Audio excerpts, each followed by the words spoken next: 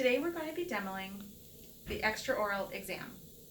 As my patient walked into the clinic, I've already assessed how she's walking, looked for any asymmetrical areas on her body, make sure there's no odors coming from her, just a general assessment as she's coming in and sitting down. Next, I would explain to my patient that today we're going to be doing an extraoral exam. I'm going to be feeling your lymph nodes, I'm going to be looking at your skin, I'm going to be documenting any findings. It's pretty detailed, I get pretty close, I'm going to be touching you. Okay. If anything bothers you, just let me know, or if any of your lymph nodes are tender, let me know. Okay, great. Next, I would put on my PPE, and then we would begin with her skin. First, I'm going to have my patient take her glasses off. And then I'm going to have her set her head back a little bit. I'm going to be looking at just general areas on her skin. Don't forget to look under her hairline. I'm looking behind ears. I'm checking all of the ears. I'm looking at any skin coloration. I'm looking for any depressions, any raised areas. Let's say we're going to document this area on her skin. I'm going to use my periodontal probe.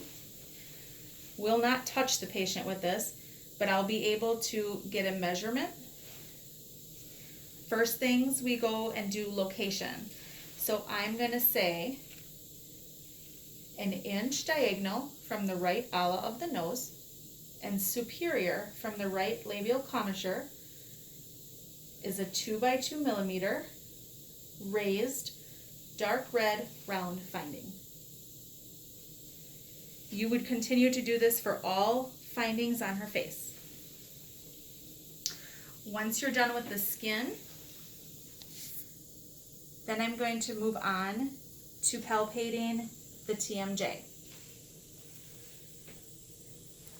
We're going to put our fingers up near where that joint begins, and I'm going to ask my patient to open and close her mouth. When I'm speaking to my patient, I'm going to say, could you move your jaw side to side and forward to back? For your process, you will need to know that this is called protrusion, retrusion, and lateral excursion. I'm documenting anything that I feel or hear. Don't be afraid to ask questions to your patient, like, is there any discomfort? Does that always click like that? Go ahead and be very thorough in asking those questions. Next, we move on to our lymph nodes. I'm going to start in the occipital area, so it's behind, and she still has her head resting on the headrest because that allows me to put pressure and feel. And you're putting a nice steady pressure. I'm using a circular motion and feeling. Then I'm moving post-auricular, which is behind her ears. Then moving to the pre-auricular, right in front of the ears. Next, I'm going to move under her chin for the submental. And I can move right underneath that jawline for the submandibular. Next, we'll move to the cervical chain. Your cervical chain is located near your sternocleidomastoid.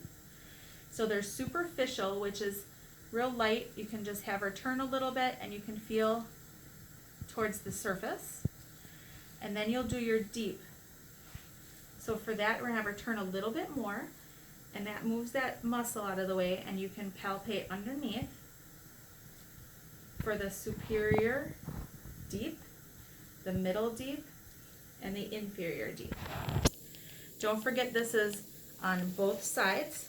So again, the superior, middle, and the inferior, and then your superficial. When I get towards the bottom, I'm going to tell my patient that I need to check the lymph nodes that run along your collarbone. So these are your supraclavicular, but it's important to inform your patient that you may be moving their collar of their shirt a little bit. Any tenderness with any of those areas? No, no, no. Good. So next we're going to move to the thyroid. I'm going to gently feel as I move the thyroid to the side. And I'm also going to ask my patient to swallow. And I'm looking for any abnormalities or anything that might catch my eye. And then we'll finish up and going up to that parotid gland, which is on both sides again. And it's nice to be able to compare how each side feels. Sometimes one will feel different, and then you have something to compare it to. You'll make sure you document any findings in the Dentrix clinical notes. And then you're also going to mark in the progress notes that the extraoral exam was completed. Spelling and pronunciation counts.